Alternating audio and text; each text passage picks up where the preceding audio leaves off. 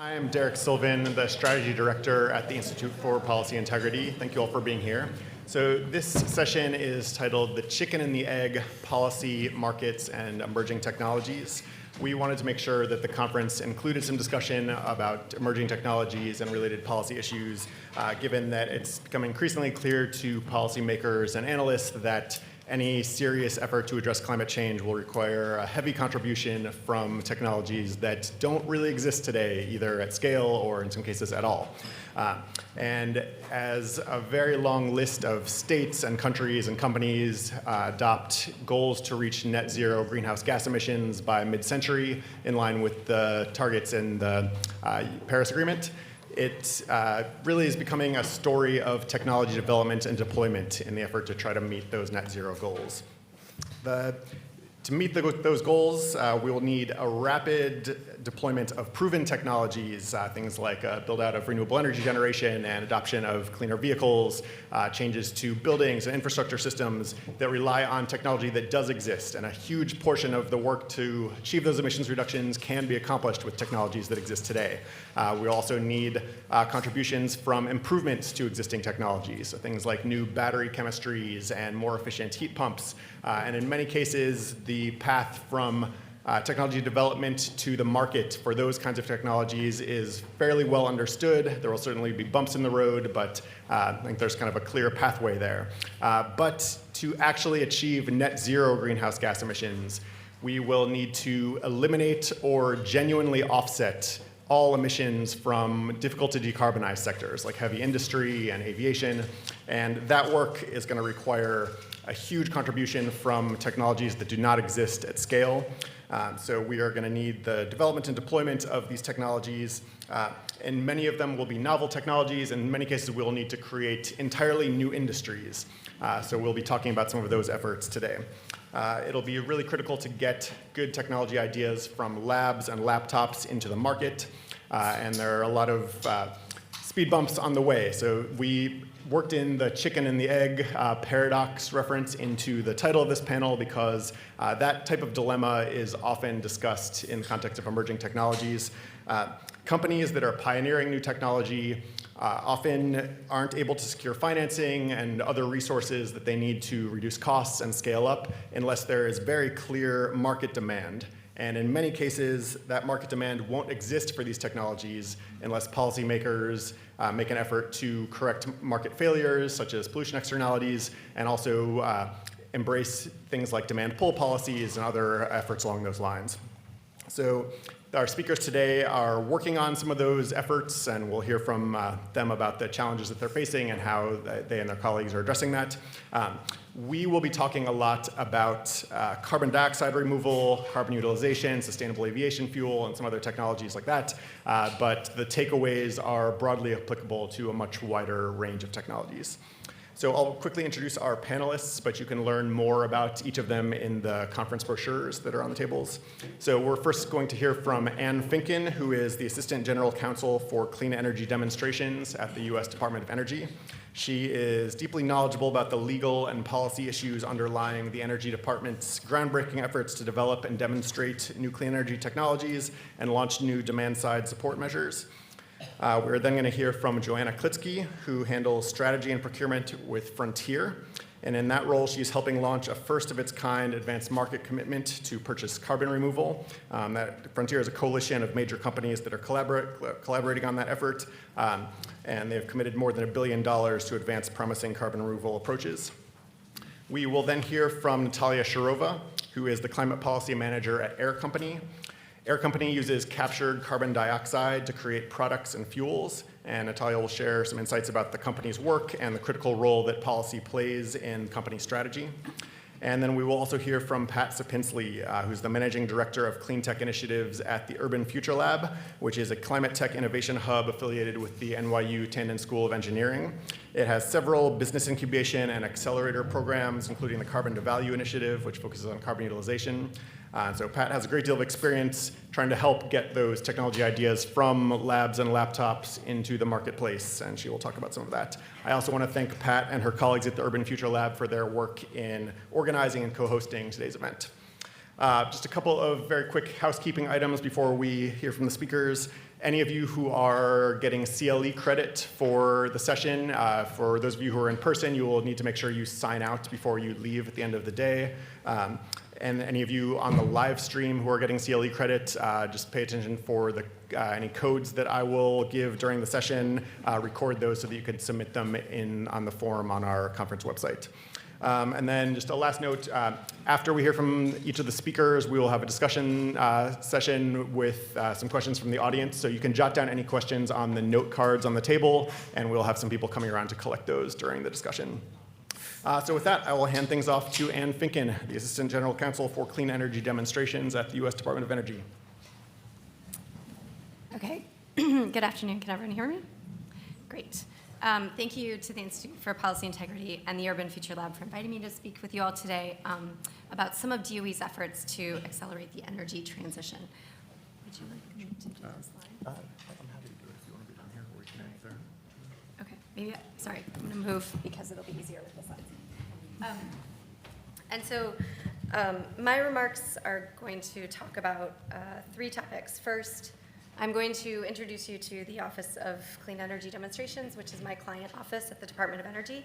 And then I will discuss direct air capture demonstration projects that OSED has selected for negotiation of an award for financial assistance. And finally, I will talk about OSED's demand-side initiative to help accelerate commercial liftoff of clean hydrogen economy. And so, can I just see a show of hands of those folks that are familiar with the name, the Office of Clean Energy Demonstrations? This is a relatively new entity, but it's great to see some familiarity in the audience. So the International Energy Agency says that we need $90 billion of demonstration projects globally this decade to achieve net zero emissions by 2050. And thanks to 2 historic climate laws, the United States has stepped up, and the Office of Clean Energy Demonstrations is implementing more than $25 billion towards this goal. OSED is a multi-technology office that funds demonstration projects, so that means projects that are not research and development. They are also not always first-of-a-kind commercial activities. They live in the land between pilot and commercial, right? So they are demonstration activities. And these slides show the funds that have been appropriated through the Bipartisan Infrastructure Law as well as the Inflation Reduction Act and are being administered by OSED. These technologies all face significant barriers to scale, and OSED's role is to address these barriers and to de-risk these technologies. OSED will provide funding to prove the effectiveness of these technologies in real-world conditions at scale and to pave the way for widespread adoption and deployment. Most of the projects that OSED will fund are going to be structured as collaborative partnerships or formally cooperative agreements.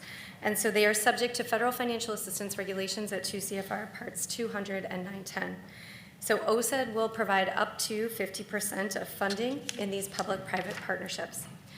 And one thing I would make clear is that for all OSED projects, equity and environmental justice, impactful community engagement, quality jobs, and workforce development are major components, which is why a key part of DOE's mission is to ensure an equitable transition to a decarbonized energy system. So moving to topic 2 and carbon management, specifically regional direct air capture hubs. So OSED is working very closely with the Office of Fossil Energy and Carbon Management to implement approximately $7 billion in programs related to carbon management. These dollar values are big and are very once-in-a-generation numbers, right? So we say them off the cuff, but please note that they are significant investments.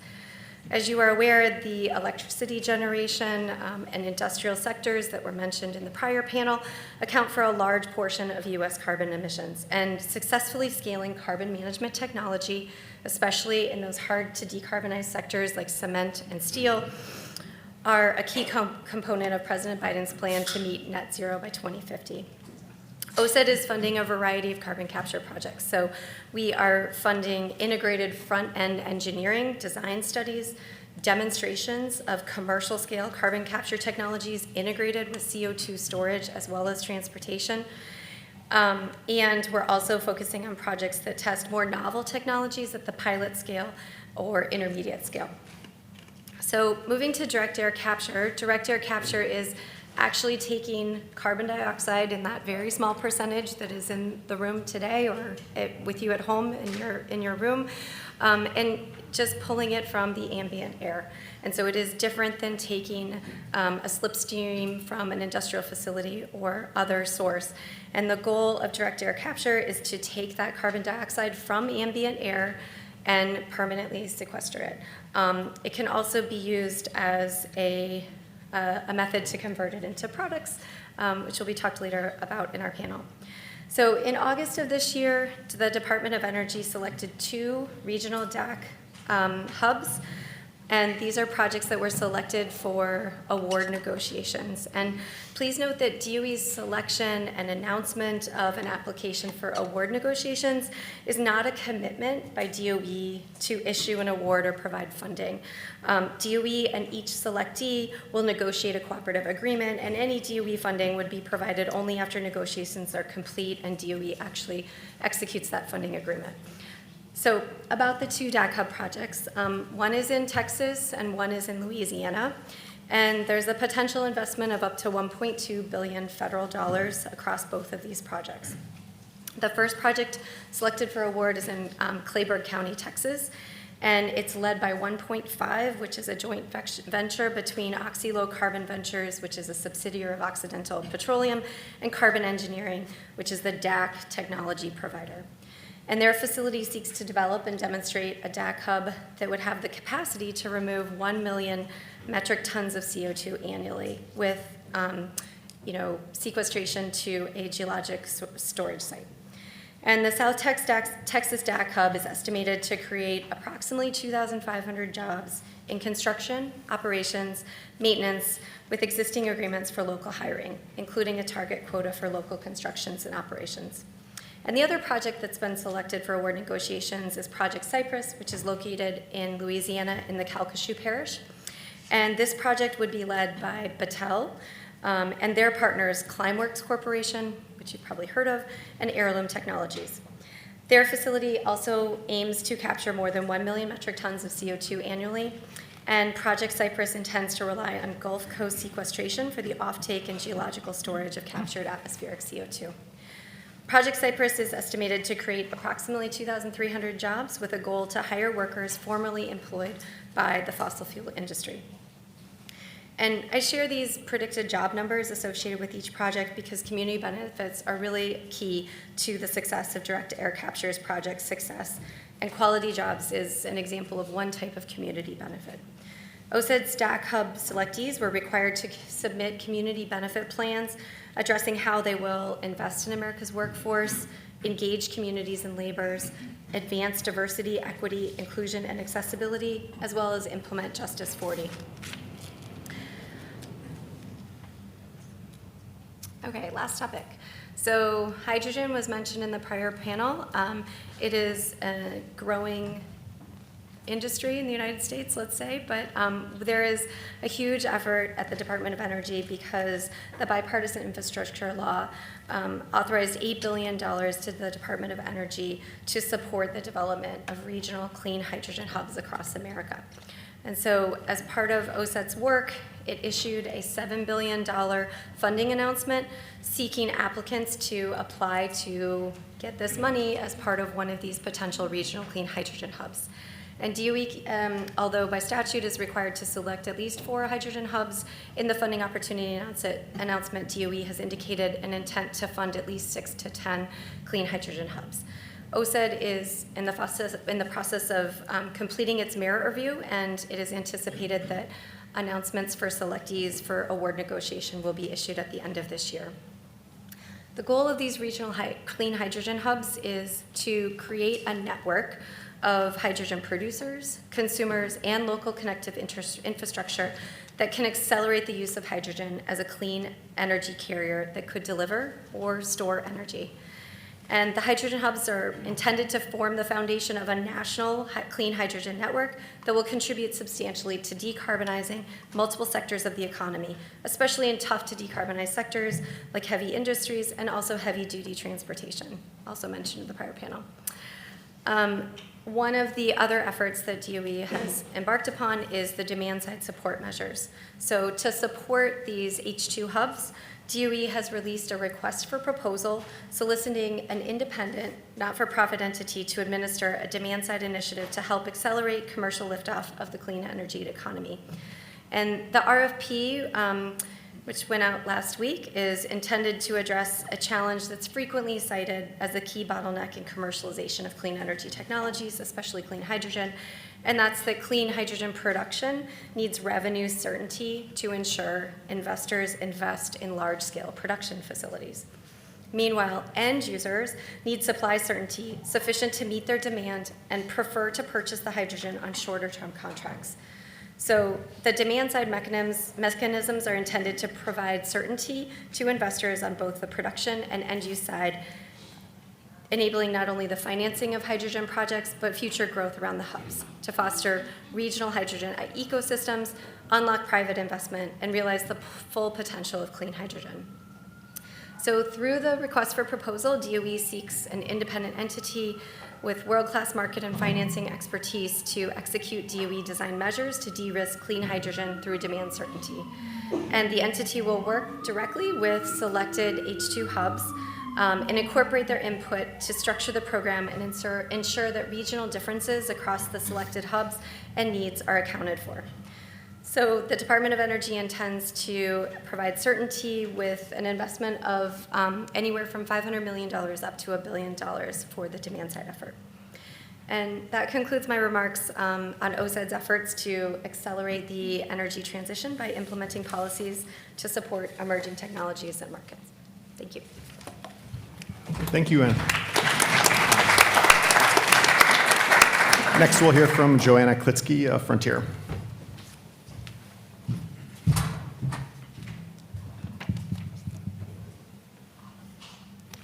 Thank you, Derek, and thank you, NYU, for having me here. It's really fun to be spending some of Climate Week with you guys. So as Derek mentioned, Frontier is an advanced market commitment to purchase $1 billion of permanent carbon removal over the next decade. And so I want to share with you guys a little bit about the motivation behind building Frontier, how we landed on purchasing, and specifically an AMC, or Advanced Market Commitment, as our mechanism for trying to support the market. And then lastly, a little bit more how this intersects with the broader policy conversation. So the motivation behind Frontier, not surprisingly, is climate science. Global climate models tell us that in order to avoid the most catastrophic impacts of climate change, we need to first deeply reduce emissions, and second, we need to remove a lot of carbon dioxide that is already present in our atmosphere and our oceans. Both of these are pretty big challenges, but we are particularly far behind on the second. And so noticing this need a few years ago, companies like Stripe and Shopify began trying to see if they could be an early customer to get a few of these carbon removal companies off the ground. And so Stripe, for example, made a purchase from 4 companies of $1 million and paid up to $775 per ton. And they landed on purchasing versus grant making or equity investing for a few reasons. And this is really the chicken and egg problem that Derek is talking about, right? Not surprisingly, emerging technologies starting out are often at the top of the cost curve. A lot of R&D, small volumes, and in order for them to come down that cost curve, they need to scale up in volume and get customers and investors.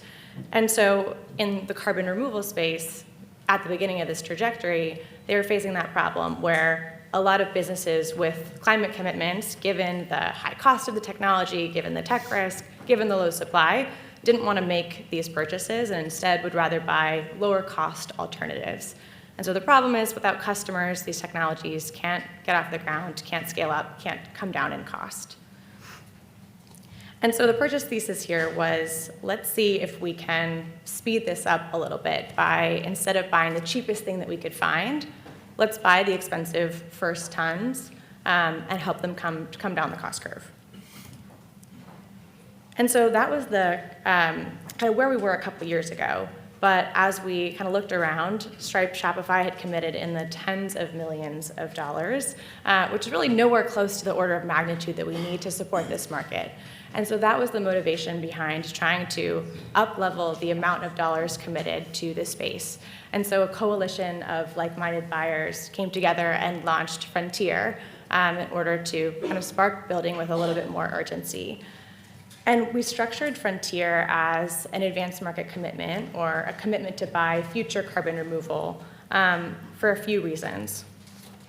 Basically, the idea behind an AMC is to send a really loud demand signal to researchers, to entrepreneurs, to investors that a big market exists to motivate and de-risk building.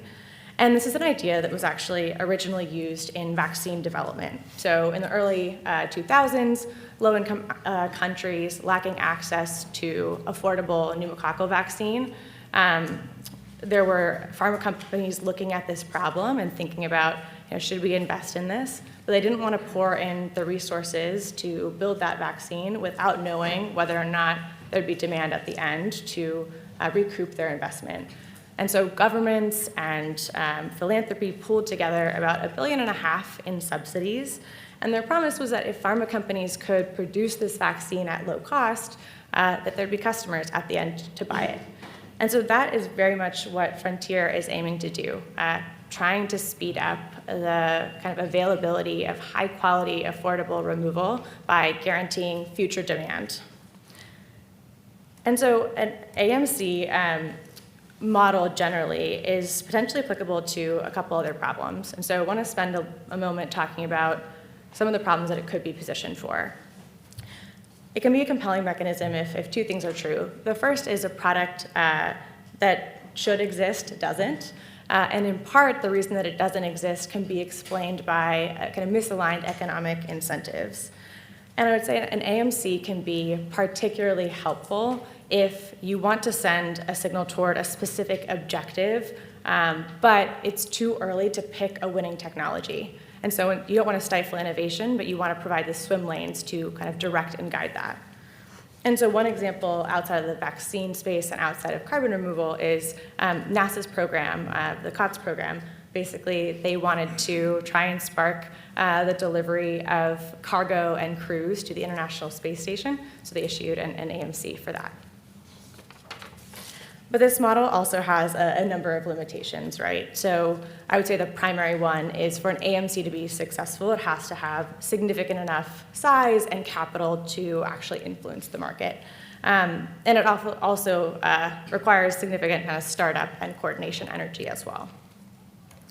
So a little bit more about how we work as Frontier. In short, Frontier buyers decide how much they want to commit. We pool those funds together. And then Frontier works with an advisory of over 60 scientists around the globe to diligence technologies against our purchase criteria. And then we facilitate purchasing between buyers and suppliers. And then as tons are delivered, they're passed back to buyers. And Frontier has two funding tracks. So the bulk of the $1 billion over the next decade will go towards longer multi-year offtakes. So think like $10 to $50 million deals. And those are for companies scaling up. But in addition, we'll also be doing early stage pre-purchases. And the goal here is really to ensure that companies are getting to the starting line so that there are enough companies that are at a stage that they're eligible for offtake. And so for an AMC to be effective, it really requires that there's a target product profile or some sort of criteria that guides how the pre-committed dollars are spent. And so for Frontier, that's a set of target criteria that we developed in partnership with climate scientists, basically to guide what we think high-quality removal looks like that we want to see more of. And so the first, I won't highlight all of these, but the first is durability. So solutions that remove carbon for 1,000 years or more. The second is solutions that aren't constrained by arable land. So we know land has other uses, valuable for food, and so not constrained by arable land. And the third is kind of low-cost, high-volume potential. So can they be sub $100 at more than half a gigaton in the long term, even if they aren't there today? And lastly, things that can be measured rigorously and deployed responsibly. And what I would say is that a criteria-based approach is really important for supporting innovation because it allows us at Frontier, I sit on the procurement team, to be really, really stubborn on quality, but really, really agnostic on technology. So we saw our first photochemical direct ocean project this cycle, something we haven't seen before. And so we don't know yet which of the solutions that are going to be the winning portfolio in 2030 or 2050. And so it's too early for us to say, we only want to double down on DAC. There's a lot of really interesting, diverse technologies out there. And so in the first 18 months of Frontier, we have purchased from about 30 companies in 3 rounds of pre-purchasing. And this spans everything from direct ocean removal to enhanced weathering to DAC. And buyers, we hope, can influence the market's trajectory. And so beyond our target criteria, we have a few other levers that we can pull to try and shape and influence the market. So for example, we include things that we want to see more of in our applications. We use milestones in our contracts to reinforce some of the things that we're hoping for. So for example, data transparency or data sharing, the publication of certain scientific deliverables, or for example, community engagement plan milestone, when we want to see more of a responsible deployment trajectory. And so with the big caveat that Frontier is still very early, there are some good leading indicators that this demand pull is starting to work in partnership with the many other mechanisms out there. So Charm Industrial, for example, was one of Frontier's first offtake recipients, and they were able to successfully raise $100 million Series B after receiving offtake. We were able to facilitate our largest round of pre-purchases earlier this month after seeing a pretty strong increase in the quality and quantity of applications. And then even though this is our 3rd round of pre-purchases, we're still, as I said, seeing more and more novel ideas and more novel approaches. So I would say purchasing is important, and we think it's a valuable, underutilized lever in supporting market development, but there are very, very real limitations to private buying. And so I'm very excited to be following Anne, because a gigaton scale market can only be achieved with significant political support. We need policy to enable R&D investment, standard setting, shared infrastructure build out, and really larger scale demand. And so because of this, we actually work very closely with the policy sector. We launched the Carbon Removal Alliance, for example, to drive tech neutral policy on behalf of our suppliers. And we often build and trial frameworks like a new approach for measuring carbon removal or for evaluating ecosystem impacts. And then we try those out in the field and in practice. And the things that don't work, we scrap, and the things that do, we can hopefully port over to sharper policy. And so we are one large demand pull mechanism in a space kind of focused on trying to speed up carbon removal. But ultimately, a 5 gigaton market at $100 a ton would be a 500 billion annual market. And so our $1 billion is still less than 1% of what we need to spend every year in 2050. And so our aim is really to be a helpful early bridge to the longer term, larger public sector efforts. So excited for that conversation today. Thank you. Thank you. Next, we'll hear from Natalia Sharova of Air Company.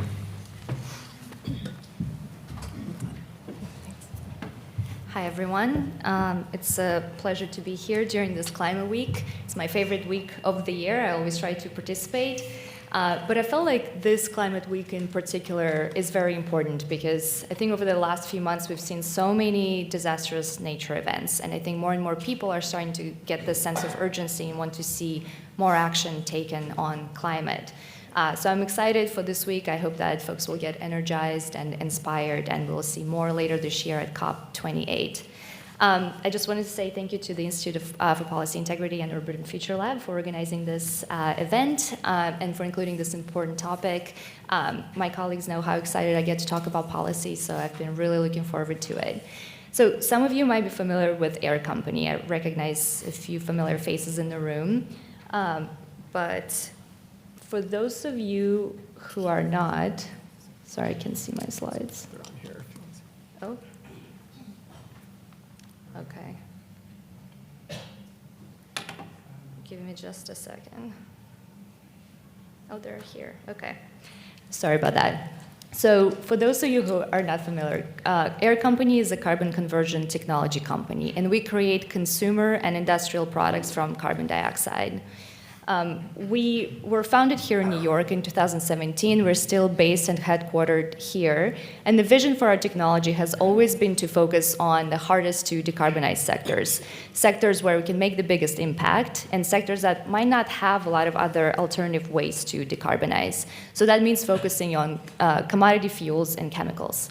However, in the earlier days of the company, our co-founders saw an opportunity in producing consumer products from carbon dioxide as a way to generate some early revenue for the company and to put it back into our R&D. One of the first technologies that we've developed was carbon dioxide conversion into ethanol. So it's synthetic ethanol that's typically made from corn or sugarcane. And this is essentially how Air Vodka was born. I think some of you might have heard about it. Some of you probably even tried it. I get asked about it all the time. It's very popular. Air Vodka was followed by Air Perfume, which is actually currently available for purchase on our website. And the reason why I mention these products is because even though I work in policy, which means I mostly focus on energy and fuels, I love our consumer products because they help to carry this message of carbon conversion potential to the general public. Because not everybody who purchases those products is necessarily focused on climate, but that's a way for folks to learn about what's possible, what can be done with carbon conversion. And so much more is possible. So a year ago, actually, exactly at Climate Week last year, we've announced our sustainable aviation fuel, and our fuel is made also from carbon dioxide and renewable electricity. And for those of you who are not familiar with SAF, it's essentially a fuel that can be used in existing infrastructure and existing planes, but it's much less carbon intensive. Our fuel is essentially carbon neutral, so that's very exciting, and I'll talk a little bit more about that going forward.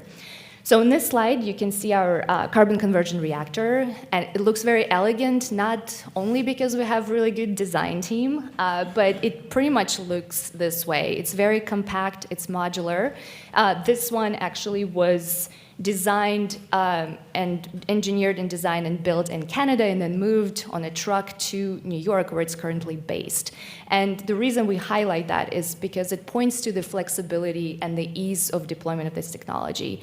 And if you're thinking especially about fuels, the traditional fuel production or even biofuel production, those facilities are usually tied to certain geographies, geologies, and we are essentially not constrained by where we can deploy this technology as long as we can access renewable electricity and harness carbon dioxide. So now that you've met our carbon conversion reactor, just a little bit more about our process and feedstocks. So the two critical feedstocks that we need to produce our products include renewable electricity that I already mentioned, and that goes into not just powering our facilities, but also in production of green hydrogen, and it's carbon dioxide. And currently we use biogenic CO2, and biogenic CO2 means CO2 that emanates from biomass. It's either biomass fermentation or biomass combustion. And we focus on biogenic CO2 specifically because we don't want to add any additional CO2 into the atmosphere when our products are used to sort of maintain this carbon cycle. In the future, we would be really interested in DAC CO2 as well because it allows us to do the same thing essentially. So those two feedstocks, CO2 and green hydrogen, are then fed into our carbon conversion reactor that you saw on the previous slide, and that's where they interact with our catalysts. So the catalysts are essentially the secret sauce of our technology, and that's what allows us to take those gases and convert it into liquids.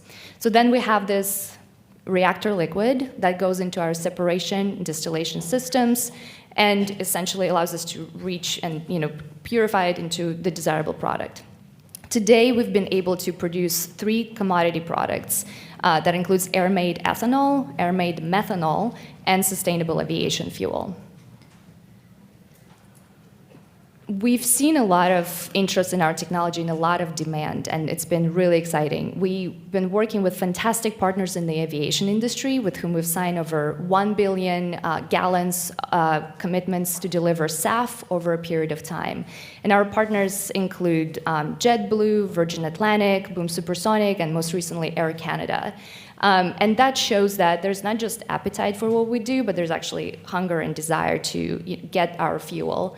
One of the most important partners for us is U.S. government, and we've been working with U.S. Air Force and Department of Defense on our SAF technology for a little while.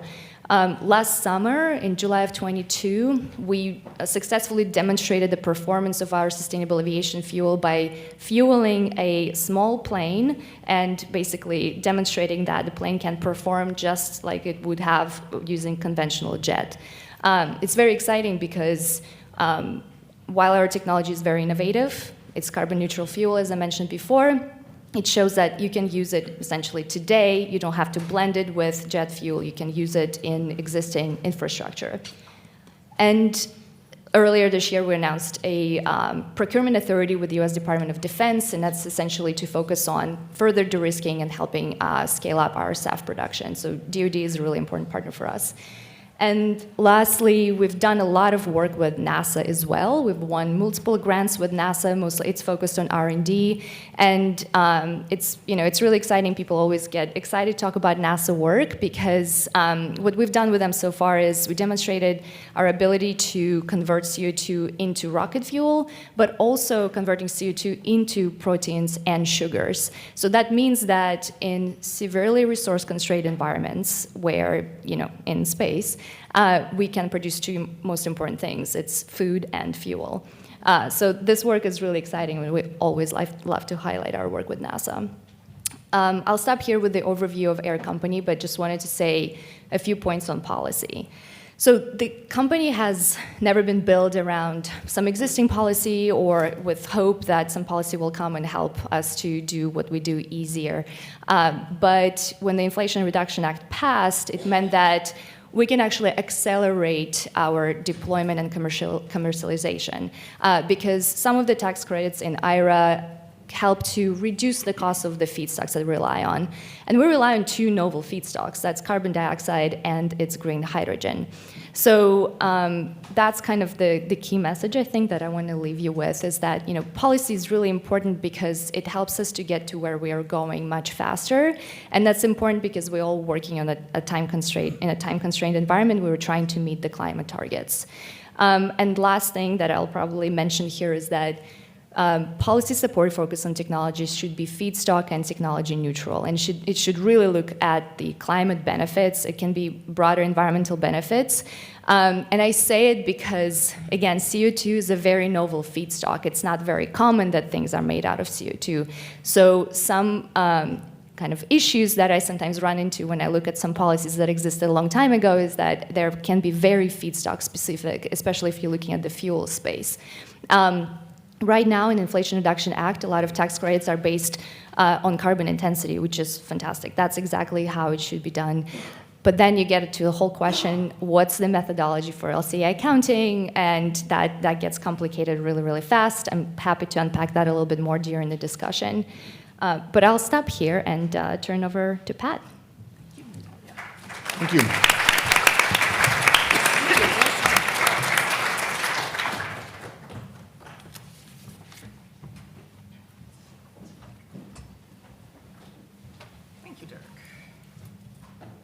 So I am indeed Pat Sapinsley. It's nice to see you all. And before I start, I want to thank Burchin and Derek, who really pulled most of the weight to put this conference together, and I'm glad to see you all here. Thank you for attending. The slides deal with one of our 6 programs. So before I even get to the slides, I want to tell you what we do overall. I run something called the Urban Future Lab, which is part of NYU Tandon School of Engineering. We're a not-for-profit, and we help young companies with climate tech technologies to get to scale. As they come into our incubator, we ask that they have some top-line revenue just so I can pick up the phone and call a customer or a grantor and say, did they show up? Did it work? And if it didn't work, what did they do about it? And that's what I really care about. I don't care so much that they would become unicorns. I care that they're responsible professionals. They're going to say to a customer when something goes wrong, here's what happened, I'm sorry, and here's a 1-month benefit or something. We only have upstanding individuals, and we have the best entrepreneurs in the world in our incubator. So one of the programs is the Acre Incubator. Typically for us, we have 200 applicants for 2 positions. That happens annually at our summit, which we're running on October 12th. I'd love to have you join us for that. In fact, we met Air Company first at that competition, where they did not win because one of the jurors said, vodka's not going to change the carbon picture. And I said, yeah, you're not seeing into the future here. And I invited them in. They were 2 people at that point in time. This was about 3 or 4 years ago. They are now 75, I think, something like that.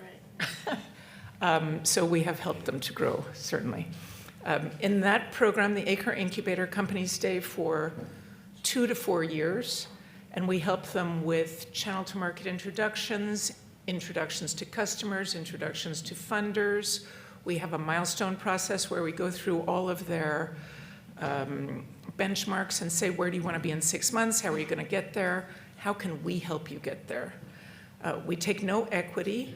We're purely a not-for-profit. We also have a graphic designer and a marketing person on the team now. Chris is here, filming with her little camera. She's our new marketing person. Let's see, what else do we do to help them? We have networking events all the time. We participate in events like this. And they also all sit together in a common office, and they advise each other, they help each other, they work together on projects. It's been very exciting to help these young companies. Then in addition to that, we have 5 programs that are, well, one of them is an educational program called Clean Start, and Carolyn Kassain is here. Clean Start helps career changers to come into this sector. If you're a lawyer, you might want to learn about how to come into the climate world. I was an architect originally. There was no course like this. I had to just learn it. But it's 3 semesters. And you get a certificate in clean energy at the end of that. So I would encourage you to talk to Carolyn if that's of interest to you. Then we have short duration accelerators, one in offshore wind, because we want to make America capable of hosting an offshore wind industry. We're doing this with our partners Equinor at their space in Brooklyn. We have 6 companies that are working on the kinds of technologies they need. Equinor knows how to build wind turbines, but they need machinery that can measure the ocean floor, help with workforce development. So we have 6 interesting companies in that accelerator. They stay for 6 months, and they get mentorship from people inside Equinor and elsewhere. We have the Carbon to Value Initiative, which I'll tell you about. We have a program that the UK government supports, and Jim Eloise is here. He's running that. This is for companies coming out of the UK working on climate tech who want to work in America and deploy their technologies in America. So we have 6 of those every 6 months. We have a clean hydrogen incubator, and this one and a couple of these others we run with Greentown Labs and Fraunhofer Institute. We're very collaborative. We want everyone to be working on climate. That one is on a little hiatus right now as we seek new funders for it. But those are all the programs. Now, because of the nature of this conference, I want to talk more about the Carbon to Value Initiative.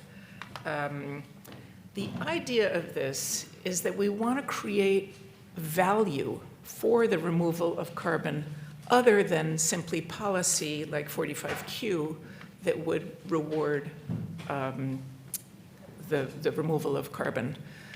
If companies can turn carbon into vodka, perfume, sustainable aviation fuel, we have some that are making carbon fiber, we have some that are making chemicals. The basis of most chemicals is carbon. We have some that are making additives for concrete, which makes concrete less emissive. If we can find value by selling those products, the very high cost of removing carbon might suddenly be lessened and more will do it. And we do need to draw down all this carbon that's hanging over us.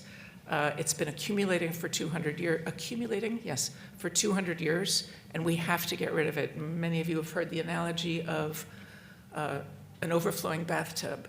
You have to do two things if the bathtub is overflowing. You have to turn off the faucet, and that's reducing emissions that we're putting out now, and you have to pull out the plug so that you reduce the amount of water that's in the tub, and that's what we're trying to do with this program.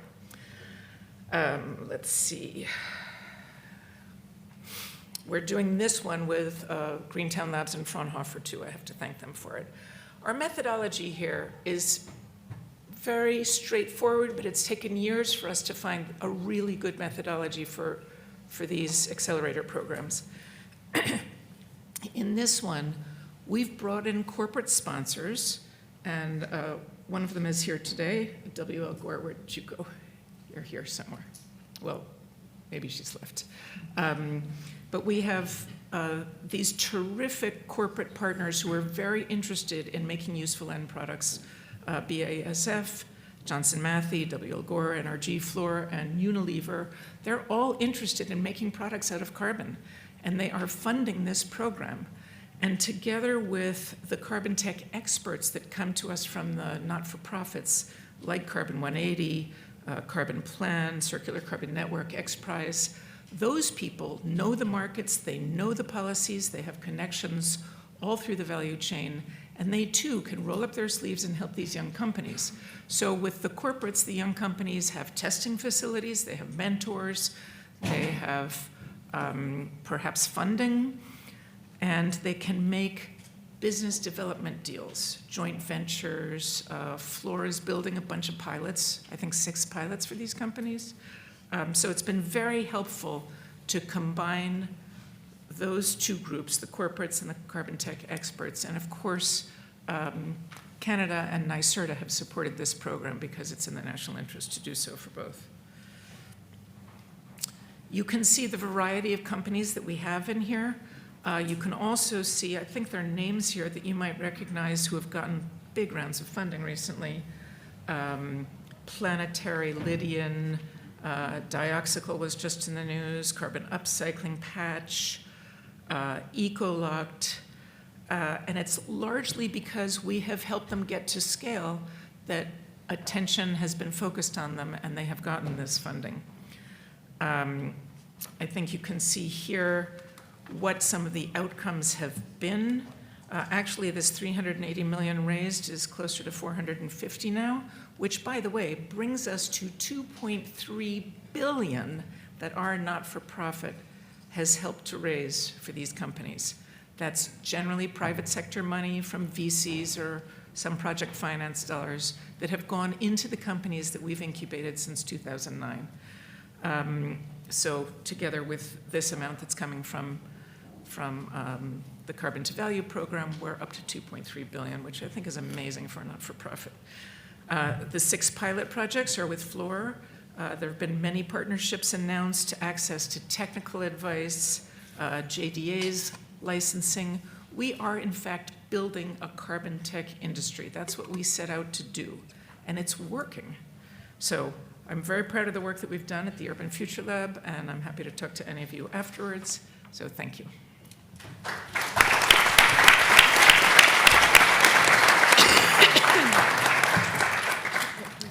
Great, thank you all for that. So we will take some questions. I have a few to get us started, but any of you who have questions can jot them down on the note cards on your tables, and some people will come around to collect those. So first question that I guess will be mainly for Anne and Joanna, but others are welcome to jump in. So as the direct air capture hubs and hydrogen hubs move forward and some of the carbon removal projects that Frontier has selected enter the implementation phase, how will you and your colleagues evaluate success? You know, what do you hope to see from these projects in a best case scenario, and what do you see as the most concerning potential pitfalls to avoid? Well, I think from DOE's perspective, there's multiple measures for success. I'll focus on technology because I think the main point for the demonstrations here, and that is what DOE is funding through these direct air capture programs, is to show that these can actually be moved up the scale, that they can go from demonstration farther up the scale to actually succeeding and being able to take 1 million metric tons annually from the air. If you're familiar with direct air capture hubs that are operating in the world today, the current number is like 4,000 tons per year. And so that is a scale of 250 times greater than what we currently have in operations. And so we certainly want to see that technology scale, and with that scaling, the cost drawdown. And in addition, I think that DOE is very interested in seeing the ability for these DAC hubs to be built with community benefits and with community buy-in. And that is a very complicated process, as we're all aware of, for any of these projects, but that is a fundamental component to any of this going to scale. So I would say from our standpoint, I think ultimately the kind of indicator of success of whether we've kind of impacted the carbon removal companies and had the outcome that we want is whether or not, in 2030, we are on track with the diversity and scale and cost of companies that we have for where we need to be by 2050. So that will kind of be the North Star litmus test. Today, kind of on that journey, what we look for is, are the companies scaling up? How steeply is the cost curve or cost declines, are they being realized? And then one thing that we look for a lot is, this is a hard industry. There are regulatory permitting challenges, social license challenges, technological development hurdles. There's a lot that any building of hard tech involves. And so one other thing kind of that we use as a measure of success is kind of iteration rate and learning rate. So the companies that we love to see are the ones that are, they have a plan B and a plan C and a plan D, and their timeline gets derailed, but then they've caught up on some of the lost time because they were able to pull forward their research timeline or able to broker a new partnership. And so that iteration speed is something we also really look for as we're kind of evaluating how our companies are doing. Thank you. And so then I guess this one is maybe largely for Natalia and Pat. A lot of clean tech companies have business models that can be highly dependent on external policy developments, like regulatory changes or the availability of tax incentives. I was hoping the two of you could talk a bit about, I guess, first how Air Company handles those kinds of issues, and then how some of the companies affiliated with the Urban Future Lab make forward-looking decisions and handle policy uncertainty, especially while navigating other challenges related to scaling up a business. Test. Okay, it's working. So yeah, great question. I kind of touched on it a little bit in my presentation, but essentially this is where our consumer products fit in, because like I mentioned, this was a way for us to generate some early revenue while we were producing at smaller scale at higher cost. And we basically looked at sectors where we can sell our ethanol product at a higher margin, and that's spirits and beauty industries. And so in a way, that's something that made a lot of sense in the earlier days, but given that there is always risk of policy uncertainty, that's part of the business that will continue to be important for us. Separately, and I'll risk jinxing it, but separately, I'm with all of this money coming from this administration and all of this investment being made into DAC hubs, hydrogen hubs, and more, I think a lot of this funding is going all across the country, and it's creating jobs. It's expected to create so many jobs across the country. So I'm hopeful that there's this growing understanding that investing in technologies that are good for climate is also good for the economy. It's good for jobs. And that's why I'm hopeful that soon climate is going to become mainstream and we'll see less policy uncertainty. All right, is this working? Can you hear me? Good. I'm not a tax advisor. I'm not an accountant. I'm not going to say to my companies, don't do this for the tax benefit. I'm going to say, yeah, do it for the tax benefit. Policy drives this market. So I have one company called 9 Dot that came to New York from the two founders were California and DC. And they, by the way, are two founders that are now 50 people. And they came here because of the VETR policy. You know, net metering in many states is just paying battery storage kilowatt hour for what they generate, what they can store and then put out. In the case of New York, a very complicated formula was derived that talks about the value stack of batteries dependent on what time of day it is, what the congestion is at that location, how it's contributing to an environmental benefit because it's avoiding peakers, and other things of that nature. And there is a value stack, and they get paid for each of those at the same time where they have their batteries on the grid. If they're removing congestion from the grid, Con Edison will pay them. Now, that's a New York policy that brought a company to New York to start a business in New York that's now hired, 48 people, and they're doing construction all over the city, so the economic benefit is enormous. But that's a situation where I would say to one of my companies, yeah, policy is pulling the market, do it. If that policy goes away, they're inventive. They'll think of something else, and they're producing storage. They're producing a very good product, so they will find a market. Another one that's in that same boat is Carbon Quest, who are essentially cleaning out the CO2 from boilers in buildings in New York. And this is because of a local law 97, which you've all, I'm sure, heard about. And they are able to sell, when they remove the carbon from the smokestack of one of those buildings, they're able to sell it to a concrete block producer. So like they are in our carbon to value program, they do have an end value other than the policy, but they're really banking on the fact that local law 97 will cause building owners to use their technology. And this technology, unfortunately, is not really recognized by local law 97 yet, but we're working on it. So they're doing this because of the policy in New York. We're helping them work on changing the policy in New York. I say policy drives the market, and that's just what they've got to do. Thank you. So I guess I'll combine a couple of audience questions that we received. So a couple of you sort of talked about some related issues, but as you're all very well aware, there are some significant environmental justice and safety concerns around things like CO2 sequestration, and also some accusations that CDR generally could be used to prolong fossil fuel consumption. Can you talk about how you think about those two issues, what the public perceptions are, where you think progress can be made in kind of creating safer, more equitable outcomes, and also kind of clarifying issues that you think maybe need clarification in the public dialogue around these technologies? Sure. So hands down, carbon removal has to be for legacy emissions. It is not an excuse to continue fossil fuel use. It is not to offset fossil fuel production. That is not the use case for carbon removal. But the climate science is clear that it is something that at this point we need to hit our climate goals.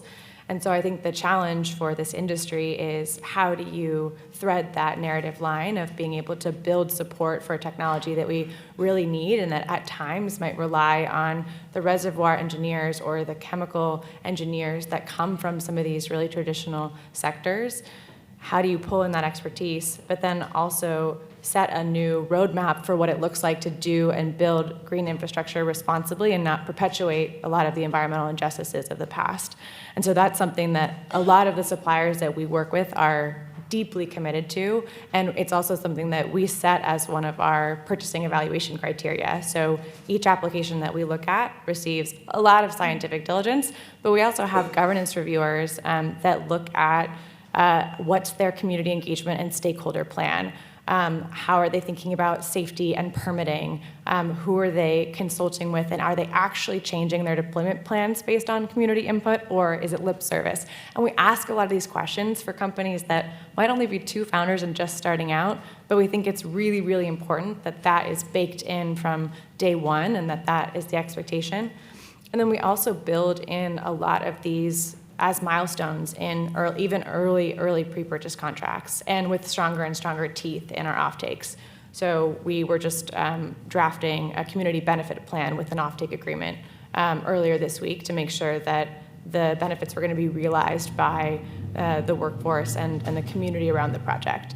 And so I think, kind of to the question, we kind of have the opportunity and I think the obligation to make sure that we are building carbon removal and deploying it responsibly and earning and continuing to earn the trust of communities if we want this thing to be successful.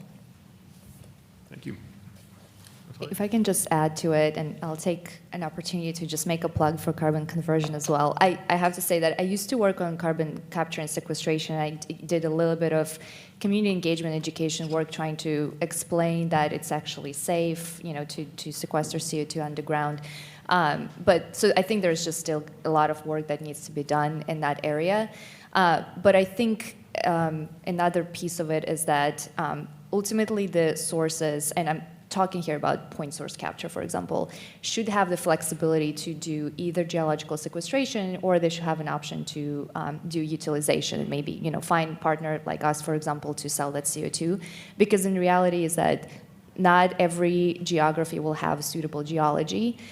In some areas, you will have to build expensive CO2 pipelines, which faces some issues as well. It may take a long time to permit. And that might prevent some of those facilities from moving forward with carbon capture because they'll see that there are some risks and uncertainties. So we'll probably talk about this later, but that's kind of why I think that the policy support for sequestration and utilization should be equal, and both are important. And I think that it will help to drive more carbon capture deployment around the country. Thanks. Maybe, Derek, can I just clarify one thing? I just want to be really explicit on the terminology because I think they get confused often. When we say carbon capture and sequestration, we mean often point source, on a fossil fuel stack, and then putting in storage. When we say carbon removal, typically it's ambient air and atmospheric. And so just want to make sure, because I think a lot of times too, that's the thing that we're fighting is that narrative line and trying to explain the difference between the two because there's different incentives there too. Yeah, it's CCS and CDR. For sure.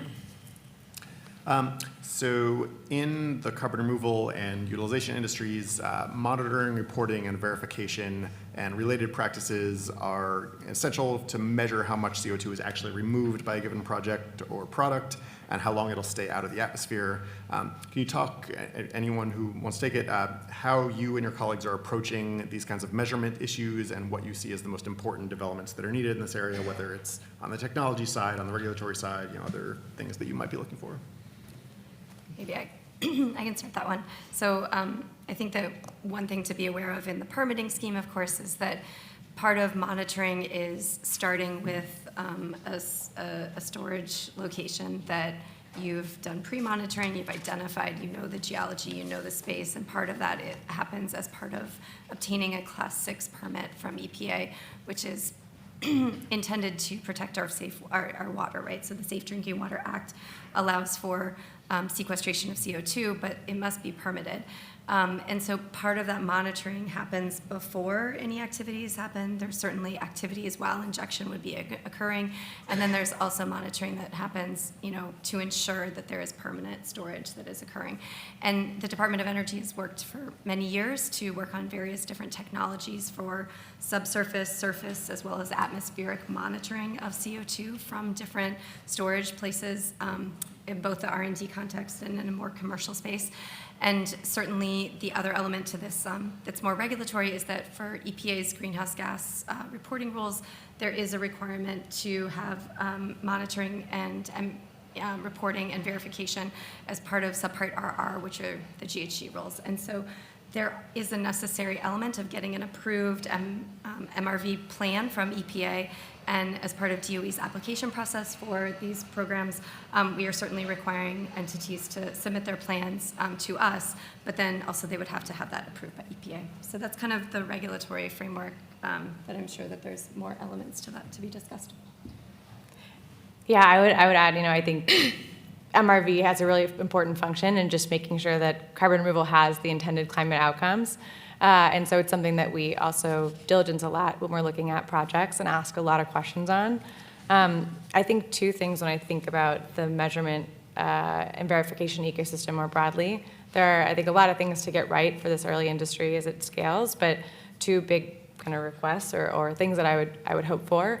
One is kind of flexibility for protocols to improve over time. So if we set a really conservative protocol today, because we don't have, for example, a really, really accurate estimate of leakage from a certain type of open system carbon removal approach, we might over time in the next 3 years, 5 years, generate a lot more data from early deployments in that space that allow us to narrow the bounds of that estimate.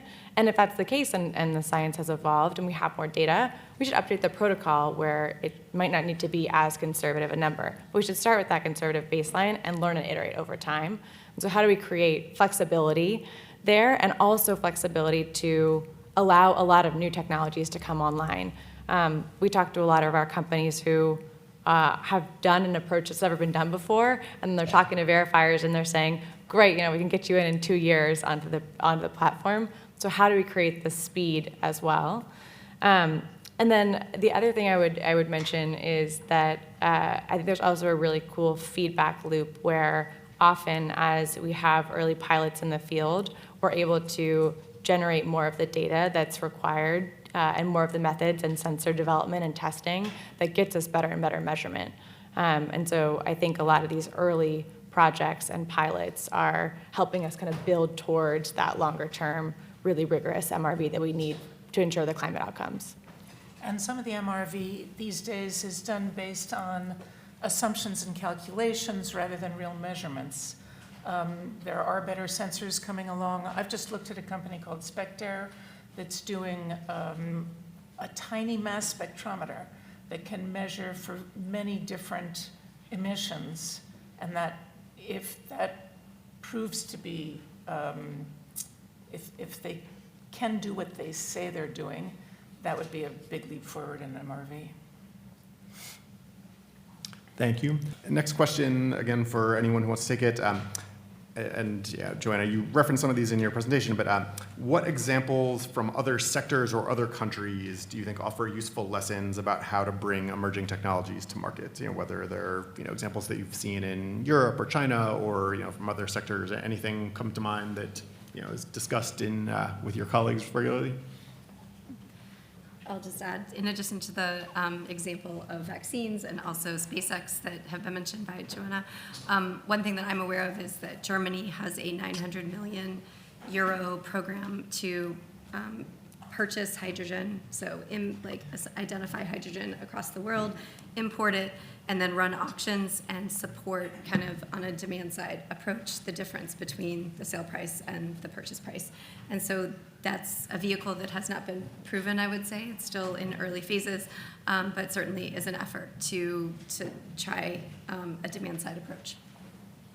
And I would say, speaking of Germany, that the feed-in tariff in Germany, and way back 20 years ago, was the thing that helped the pricing of solar panels to come down. It found a very large market, it mandated that large market, it compensated that market, and it really drove the price of solar down. So that's a country that was way ahead of us on that.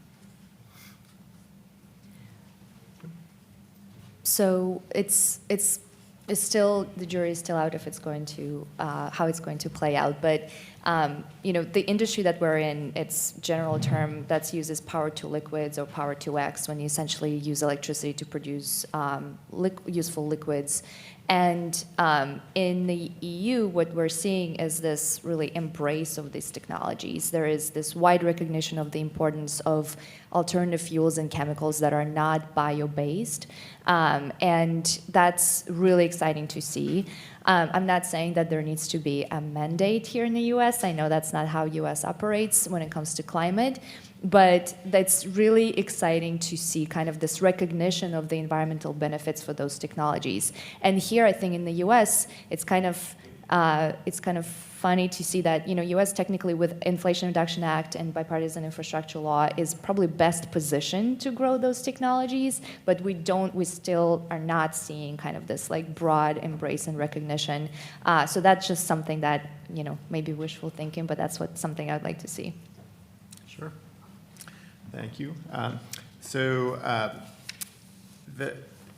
We've talked a bit about some of these issues as well, but technology push efforts like R&D programs have helped spur a lot of growth for a lot of low carbon technologies, and we've talked about the need for demand side efforts.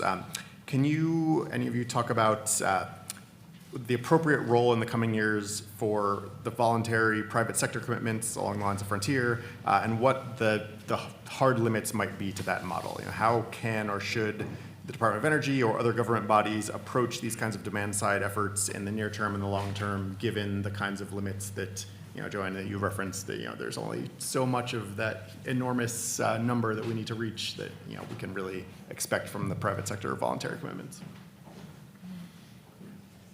I could speak to that if you don't want to. No, sure, go for it. Heirloom is one of the companies that was in our C2V program. And Heirloom, as you heard, won one of the DOC awards at $600 million. Now, the private sector is not going to put $600 million into something that doesn't have a return profile, especially not in the immediate future. However, once that happened, Microsoft stepped in through Frontier, I think. I'm not sure, maybe it was Microsoft on their own, and contracted to buy 315,000 metric tons of the offtake of the carbon. And that meant that the company had a steady stream of revenue. Now, once that company has the steady stream of revenue because of this two-part thing that happened, the government stepped in and the private sector stepped in, now they're bankable because they have this steady stream of revenue.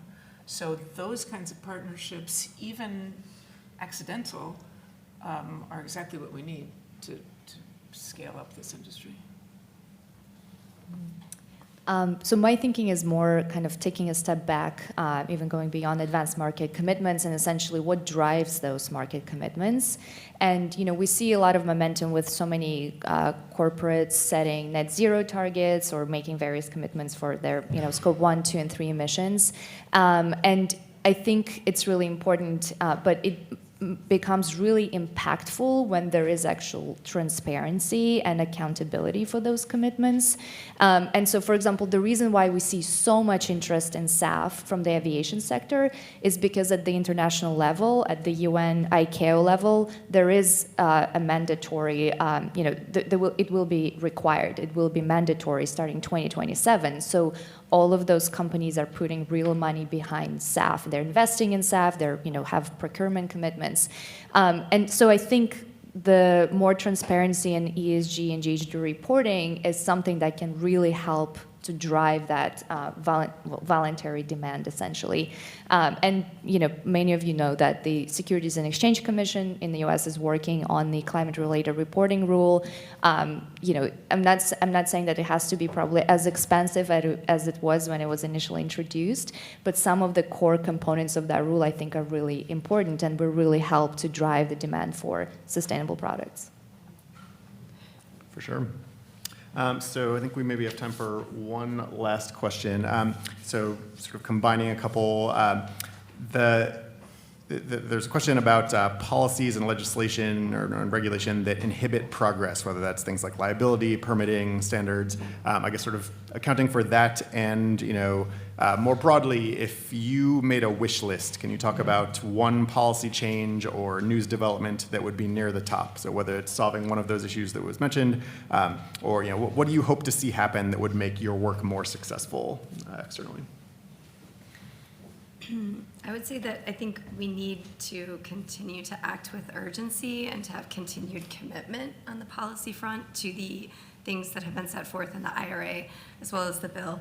And what I mean by the urgency is that permitting, like the ability to move through those processes that are really fundamental and important and are there from a regulatory and a legal reason for a reason.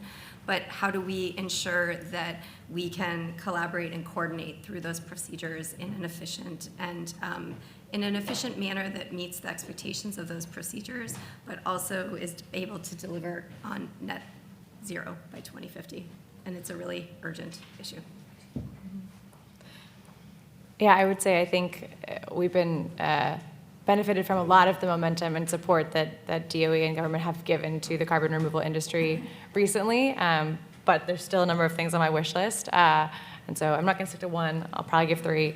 I would say we would love to see the longer-term buildup of government procurement. Voluntary demand won't carry us to the scale that we need. I think having more complementary incentives like 45Q that are not just for direct air capture but support the broad range and diversity of technologies is really important, just given there are trade-offs in terms of the different technologies. So DAC, you have high energy use and it's going to take a little bit of time to come down the cost curve, versus enhanced weathering, you have open questions on measurement but really high scalability and lower cost to start. And so I think more incentives to support the gamut of tech. And then lastly, I would say, I think my wish list is there's a lot of shared infrastructure that needs to be built. So if we think, ocean sensor networks for plume dispersion from ocean alkalinity enhancement, kind of foundational horizontal infrastructure build out, and more support for that would be the last one on the list. So on my wish list is one huge thing, which is the end of fossil fuel subsidies in America.